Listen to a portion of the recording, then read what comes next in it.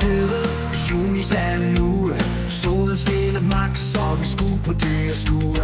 Men lommerne fulde af klingende mønt, og smilene så store, og livet godt begyndt. Nu tror du sikkert, at vi lyver, men vi har set en lækker præmiekål. Den havde Danmarks største øver. Den var OP, den var virkelig god. Nu tror du sikkert, at vi lyver, men det var tæt på eksplosion af øver ret på præmiekål.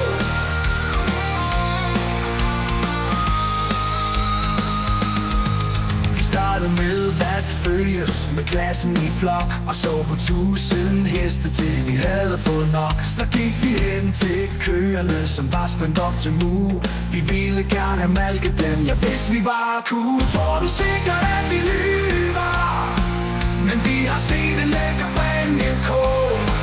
Den havde Danmarks største øver. Den var ordentlig, den var virkelig god. Nu tror du sikkert at vi lyver, men det var tæt på eksplosion af øver ret på præmiekål.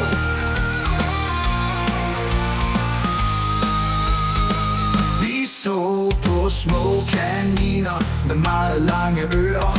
Alt det som vi sagde, det kunne de faktisk høre. Der var de brune, de sorte, de hvide så bløde. Vi kunne have købt dem alle, for de var nu så søde. Nu tror du sikkert at vi lyver, men vi har set en lækker præmiekål. Den havde Danmarks største øver. Den var ordentlig, den var virkelig god. Nu tror du sikkert at vi lyver, men det var tæt på eksplosion af øver ret på præmiekål. Der var en hest som gik rundt og hed Daisy, broet som en kog og måske en smule crazy.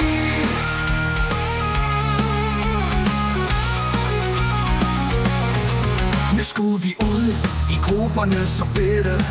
Vi havde penge på lommen og skulle se hvad vi kunne hitte. Vi håbede på at finde slik, is og candyfloss. Måske en smule gej, det er jo lækker, ikke os? Nu tror du sikkert at vi lyver, men vi har set en lækker præmiekål.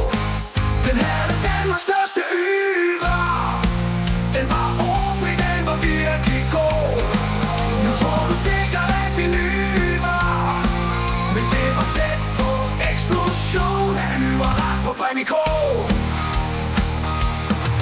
Vi kunne se grisevedløb med favoritten Møffe, og høre alle grisene sige oink og gå og øffe. Vi løb rundt og legede på halmballer så store. Vi så på lidt maskiner og ting som kunne os mor. Tror du sikkert at vi lyver, men vi har set en lækker